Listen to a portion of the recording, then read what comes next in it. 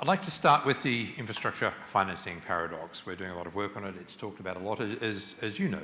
There's a group of people that say we have projects, you should invest in them. And there's a group of people that says we have money and we need to invest. We can't connect. Specifically, what has the AIIB done, or what will it do in the medium term to facilitate that? So the paradox has many manifestations. One example is when you talk to investors, they typically say, we have a lot of money we want to invest, but we have no projects. There are no bankable projects to invest in. Then when you go and talk to governments, you typically will see a long list of projects and governments that complain that they have all these wonderful projects and there's no money to fund them. And so how to bring these two pieces together, that's the challenge. I think AIIB will try to help at three levels. One is we can bridge that gap through our own balance sheet. So if you're an institutional investor, you can buy AIIB bonds that we invest in the projects we're involved in and thereby invest in developing country infrastructure. That's kind of bread and butter and what IFIs, international financial institutions, have done for decades. Secondly, we can help prepare bankable projects together with sponsors, whether government or private, invest in those projects and invite private investors to co-invest with us. Not on our balance sheet, but in the same projects. That's something that those international financial institutions that work with the private sector have done quite a bit. IFC, EBRD, and others.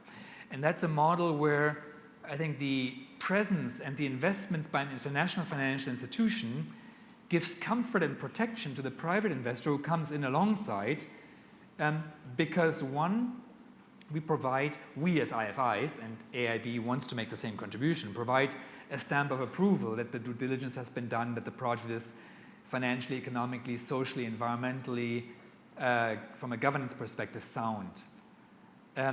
And secondly, because the presence of IFIs typically provides some protection from risks that come from the actions of government. Infrastructure projects are almost always connected to public policy and government actions. The nature of infrastructure is typically to deal with public goods or to deal with natural monopolies. So there's always an element of regulation, concession contracting involved, which means government actions have a very large impact on the return and risk trade-off that private investors make. And the experience has been that when international financial institutions are involved, whose owners are the governments who can be the source of those risks, that those governments are more inclined to honor contracts and not take actions that harm unduly the interests of those projects. And private co-investors benefit from that. The third thing we can do, and we haven't done it yet, but we hope we will be able to do, is to develop with others structures that can sort of scale up the investment by private parties in infrastructure projects. There would be initiatives like a takeout facility that bundles infrastructure projects that meet certain stringent criteria and issuing securities against the financing of those, which would then be securities that institutional investors can buy and invest at a scale that is interesting to them, as opposed to the investment in individual projects, which are often just too small and have too high transactions costs for institutional investors. The first two, some of the other multilateral development banks do already. The third one, that's what will distinguish you, do you believe? As I said, it's something that we need to do together with others. And IFC, AIIB, EBRD, most of the multilaterals who work with private investors actually work on some of those ideas. The IFC has created some co-investment facilities. The IFC has also created an asset management company which does something similar. So I would not claim that we are the only ones. I would not claim that we're the first ones. What I hope we can do is, because we are new, start without baggage and set up our operations from the start in dialogue and consultation with the investors and with the governments. so that what we are developing as our financial instruments actually meets the needs of the market and meets the needs of the clients. And I think that's been a little more challenging for institutions with many decades of experience, who have the experience, but who also have the rigidity of very firm policies and very firm expectations. So again, this is where we want to be lean and responsive, but very much working together with the others who have more experience than we do. And very much working together with the investors and other stakeholders. Again, many of you represent some of those groups who we need to work with and who we need to listen to make sure that when, for example, we develop a guarantee instrument, it actually meets the needs of those who can invest more if they have the proper guarantee from IFIs in a package or in a deal. Running a lean organisation should mean quicker decision making, but does not it also come with some inherent risks when you're looking at complex projects across a wide range of geographies, huge demand, and you also mentioned clean, free of corruption. So does lean and clean not sometimes butt up against each other? Well, you're touching the point that keeps me awake at night, and we're discussing it extensively within our management. The expectation from our clients is stay lean, stay nimble, stay quick and responsive. And so we are on a track that has a lot of resonance. And when we ask governments and private sponsors, they say, stay on that track. But infrastructure projects are complicated and they're risky. We can talk as much about leanness as we want. Building a big dam, for example, is very, very complicated if you want to do it well. You need to deal with the resettlement. You need to deal with the environmental risks. You need to deal with earthquake risks. You need to deal with the corruption risks. So, again, I would not claim we have a silver bullet, but we have the chance to learn from what has worked and what has not worked as well in other institutions. I think what we aspire to do is build a leaner business model through stronger reliance on partnerships. So rather than just hire very quickly hundreds of thousands of people, we are keen to develop a network of partnerships with existing institutions that include the existing international financial institutions with which we have very strong relationships already because we have such similar mandates, but also a partnership with consultant companies we can outsource certain work to local engineering companies that have the local network that we can rely on, to think tanks that can give us advice on the policy issues. So we have the ambition to not bring all this in-house, but rather have a very light structure and draw from the thousands of people who are working on these issues. When the World Bank was set up, there was no private sector that was providing credible policy advice for policymakers in this space. Today, we have many consultant companies who have world-class experience. So we want to tap into that and use that rather than just create another big bureaucracy. That's our hope. But we need all your help to make sure that model works, because there is a tension. And so I'm not at all diminishing, I think, the risks that you're pointing out. And our shareholders expect us that we are indeed clean and green. And our shareholders will not tolerate if we end up being lean, but neither clean nor green. One of the early criticisms of the AIIB, especially from the US and some other Western countries, was that it will be an instrument of China. It's a strategic position of China. It's part of China exerting its influence in the region. You're on the inside. Is there a sense that China is calling the shots, even though it's a 25% shareholder? A couple of thoughts on that. From a practical point of view, China is exercising its influence as the largest shareholder extremely responsibly. China is exerting its influence through the board, meaning through the collective decision-making mechanism. I can quite openly say, even in a public forum, I have not received calls from Chinese officials to finance a certain project because it serves Chinese interests or to do this or the other that would serve Chinese interests narrowly. And I am not aware of any colleagues of mine having received those calls. My second observation is that it is actually very rational for China to be such responsible leading shareholder. China is, through the creation of AIIB, seeking to establish itself as a credible leader of a trusted multilateral institution.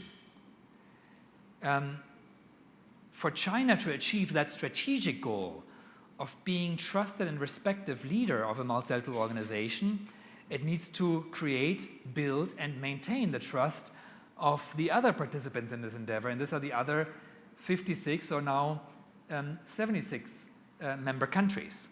So even from a Chinese interest, I think China acts in its own strategic long-term interest to not misuse its strong shareholding, but to actually respect the multilateral governance of this institution in order to gain the trust of the UK, of the other Europeans, of the other Asian countries, so that in 5 or 10 years' time, the UK government will say, well, China has treated the commitments it has made respectfully, has treated us respectfully, and we truly feel that we can trust China and are willing to collaborate with China in such a multilateral arrangement. And I think in that sense, it is understandable why I think the endeavor has, worked pretty well so far. Very happy now to open it up to the audience for questions. Please put your hand in the air, and the gentleman has been the first to do it. We'll bring a mic around to you. Just there, please. Name and organisation, and question, please. I'll come to you next. Thank you. Thank you. David King from Iris Advertising Agency.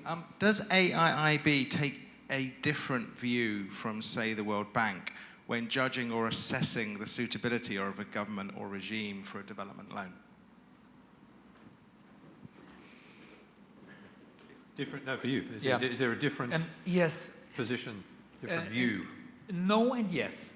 No, because just like other international financial institutions, our articles prohibit us from making decisions on political grounds. So just like the World Bank, just like the Asian Development Bank, in slightly different wording, our articles commit us to making our decisions on economic, technical grounds and not on political grounds. So that's the high-level legal response. There's a slightly different angle, and that is that we were set up, and this connects to the leanness of our organization, with a much more focused mandate. Our focus and our mandate is to promote development in Asia through investments in infrastructure. That's a significantly more specific and focused mandate than the very broad development and poverty reduction mandate that, for example, the World Bank pursues. And so I think the considerations that these two institutions will take into account will differ. We will take a more focused approach because we don't have the mandate and we don't have the capacity to evaluate a whole set of other policies that may impact on development outcomes but may not be relevant for the success of an infrastructure project. So where the World Bank may take a much broader view of assessing institutional development in the country, poverty reduction in the country, we will be more focused and say, is the project that's proposed economically, financially viable? Is it environmentally and socially sound? Is it free of corruption? And if the answer to all those questions is yes, we will likely move forward and finance those projects. Of course, that focused approach is also the reason why I think we can be a little more lean, because we have that more focused mandate. Okay, please. My name is Kushal. I'm from law firm Herbert Smith Freehills. We work on a lot of infrastructure and energy projects in Africa, and my question was twofold. One is, are you looking at political risk insurance products as one of your offerings, similar to what OPIC, MEGA, or Africa Development Bank offer? And the second is, one of the projects you financed last year was in Bangladesh, which was a distribution system upgrade, which was not co-financed with anybody else. In that project, did you also place an emphasis on sector reform? Because ultimately, the success of an infrastructure project really depends on the long-term sector fundamentals in which it operates. On risk insurance products, we will quite soon explore an expansion of our instruments. So far, we've made all loan financing, but our articles allow us, and we will pursue other instruments, including equity investments and guarantee products. But we're very keen to consult very carefully with other participants in this space of what's the type of insurance or guarantee instrument that A, meets a market need, and B, is a comparative advantage for an international financial institution to provide. And I think we're in the middle of those discussions, and we're very open to your suggestions of where you see AIIB fit in. We are still not yet rated, so we actually cannot usefully provide guarantees. We hope that within a few months we will be rated. That means we will then explore different guarantee instruments, and we will look at what is it that AIIB can do that is either different from what others are doing or adds more capacity to constrained markets from other providers. Then you asked about the policy environment in which we invest. It's a very, very important question. Actually links to the previous question, which is sort of where do we draw a line around a project? I said that we're more focused. We look at the viability of the project rather than all the institutional development and policy developments in the country. But you're rightly challenging me and saying, well, actually the viability of a project depends on the regulatory environment or the policy environment of your sector. Let's say the tariff policies for the power sector. And you're absolutely right. And since we're looking at the economic and financial viability of a project, we have to look at the tariff regime, for example. And I think we will, through our practice, develop our own model of how far do we go. Existing international financial institutions have to make that judgment every day. How much do we use financial investments to leverage or nudge policy reforms that we consider desirable? And it's a really good question because it's a very hard judgment to make in each individual country and each individual case. I think the experience with hard conditionality, meaning trying to use financial incentives to push governments to do something they're not convinced of doing, has not been very strong. It's a very broad judgment I'm making here, but I think typically the experience has not been very strong. On the other hand, if you actually have a government that wants to undertake certain policy reforms, IFIs can very usefully reinforce that commitment through financial investments. But I think what I'm saying shows you how much judgment is involved there. Now, we have 100 staff right now, which means we have very few people to make those judgments on a day-to-day basis, which means for us, connecting to others who are working in the policy space is absolutely essential, which means having very strong dialogue, in particular with the other IFIs. And the Asian Development Bank, EBRD, World Bank stand out, and the IMF when it deals with macroeconomic issues. It will be extremely important and is already the practice for us. So while we don't plan to invest in a whole lot of own capacity and policy reform, we need to be intimately connected to those who actually form these judgments every day so that we can make sure that our financing helps reinforce reforms pursued by government rather than undermines them. Okay, next question, please. Ciao.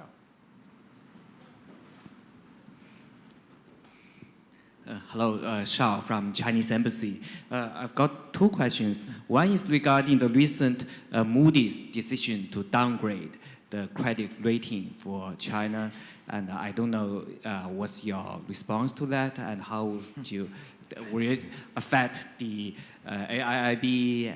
And secondly, today there will be the big announcement from Trump concerning climate change.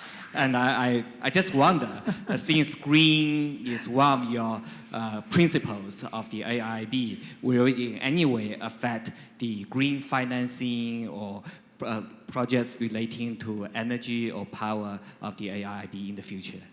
Yeah. Thank you very much. So in general, we don't really comment on economic policies in our member countries. So I will take an angle of the impact for AIIB of the issues that you're mentioning. The downgrading of China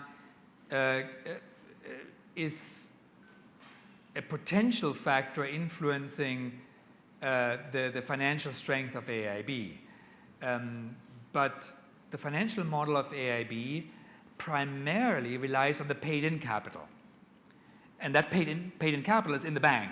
So it does not depend on the credit rating of our shareholders. What does depend on the credit rating of our shareholders is the so-called callable capital. So out of our 100 billion capital, 20 is paid in, 80 is callable. So when one assesses the financial strength of AIIB, one would look at the financial strength of the shareholders who are backing that callable capital. And so indirectly, yes, there is a potential influence. But AIIB's business model has been built on financial strength. So in the first instance, actually, our expected rating relies on our callable capital and on leveraging our on our paid-in capital rather than our callable capital. So it relies on the cash we actually have in the bank, which means we are not to that large extent dependent on the rating of our shareholders. At the same time, the fact that we have additional shareholders with very strong rating, let me mention Canada again, have joined AIIB actually strengthens our financial fundamentals. So we believe that on balance, AIIB is still an extremely strong proposition and is still on an extremely strong financial basis. You ask another quite politically laden question. Let me just say, respond with on two dimensions. One is the international community has come together to form the Paris Agreement. A few months later, AIIB came into being. So we are the first AIIB of the post-Paris world. So we take the commitment to sustainability, the commitment to helping our member countries implement the NDCs they've made in the context of Paris extremely seriously. None of our member countries have shown any wavering with respect to those commitments. So there's no reason for AIIB to change its commitment toward the implementation of its green nature and its commitment to financing sustainable infrastructure by its member countries. The second comment, echoing what I said earlier, I think is that AIIB is a building block in a more robust multilateral system, because it shows that even if one strong member of the international community steps out of that system or steps aside or steps back, there are instruments for continuing and actually for deepening multilateral cooperation. And I think in that sense, actually, the creation of AIIB is quite significant. And I think the positive resonance that we felt even more in the course of this year is probably related to the doubts that have come from one major economy in the world. And therefore, the increased commitment of everyone else to collaborate and use the both existing and new mechanisms for multilateral cooperation. Any prospect of the US joining the AIIB? So we are very open to any of the eligible countries who have not joined yet to join, and that includes, of course, a very open invitation to the US and to Japan, the two remaining G7 countries, to join. We have no signal or no indication that that will happen anytime soon, but we will always be open and always welcome such move, because it would further strengthen our institution. Let me also say that we have sort of enshrined openness to non-members in our operation in different ways. One is in procurement.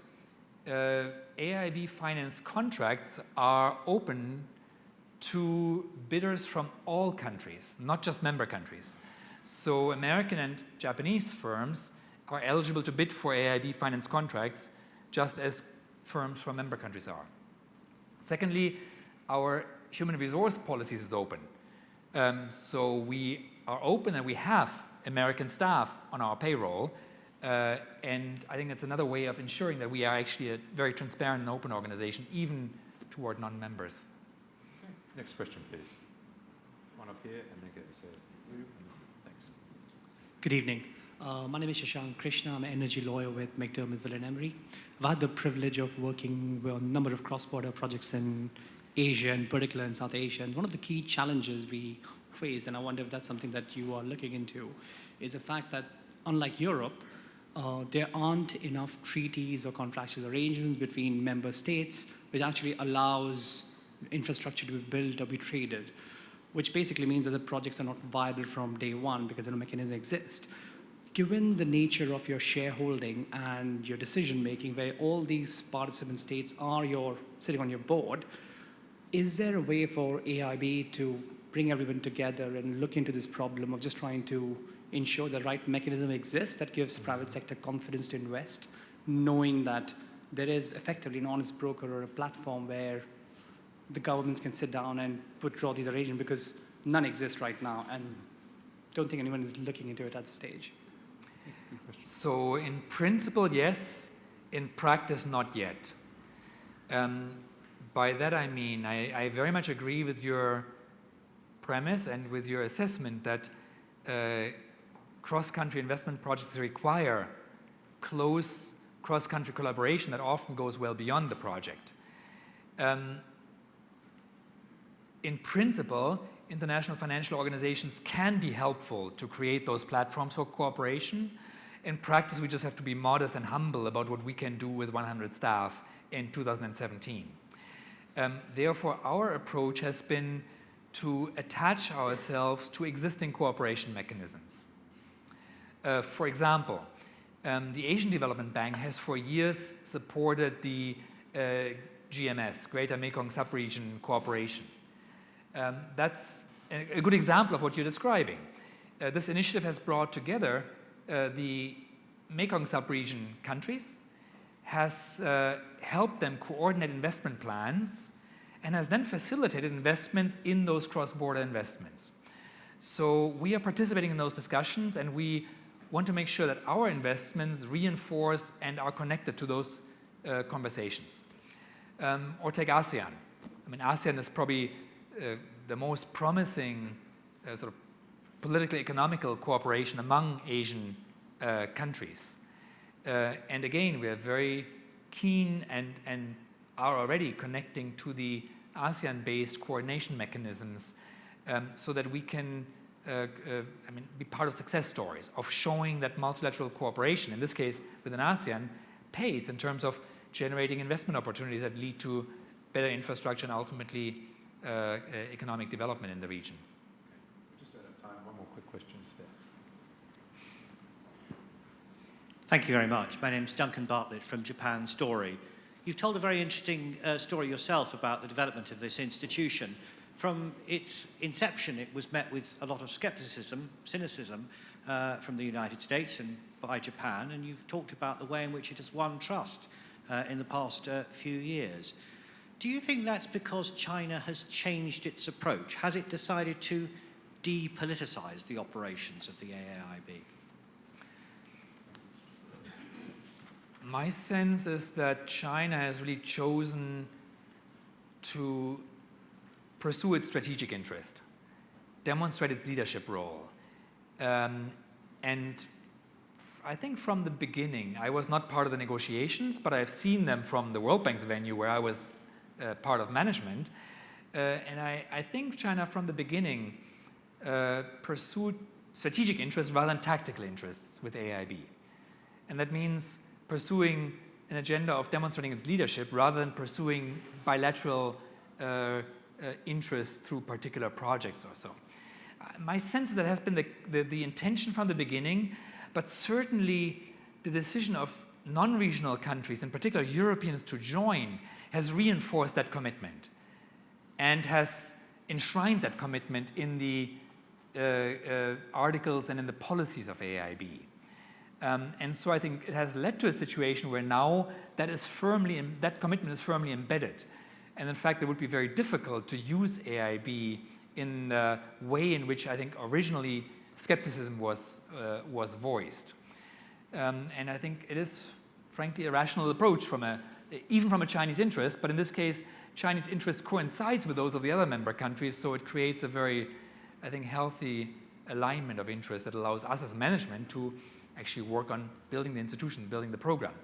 Practically, I think the opportunity for AIIB to co-finance projects with other international financial institutions was quite important for signaling to borrowers, shareholders, and the world that we are not out there to finance some bad, politically motivated projects that, in the worst case, would undermine the other international institutions. I think by co-financing with them, we've sent a very clear signal to clients we're actually working together. It has practically created a lot of connectivity between our staffs, and I think set us on the track of being a constructive member of the community of international institutions. Hopefully, by being new, we can innovate, we can trigger innovation and compete on issues like client response and agility, but at the same time remain firmly part of a system that has committed to certain standards on project quality, for example, and has to ensure also in the interest of our financial soundness. We are a bank. We need to make sure our loans get paid back. So we have another very strong interest to make sure we actually make good investments in projects that are viable, where also our financial interests as a bank are preserved. So I think there are multiple reasons that reinforce, I think, this path of AIIB as a responsible member of the community of international organizations. On that note, we have to leave it. Dr. Van Aslo, thank you very much for fascinating insights in the AIIB, for your candor, for answering all our questions. Next time, please do come back, because we definitely want an update. We'll be watching AIIB very closely. Please join me in thanking Dr. Joachim Van Aslo.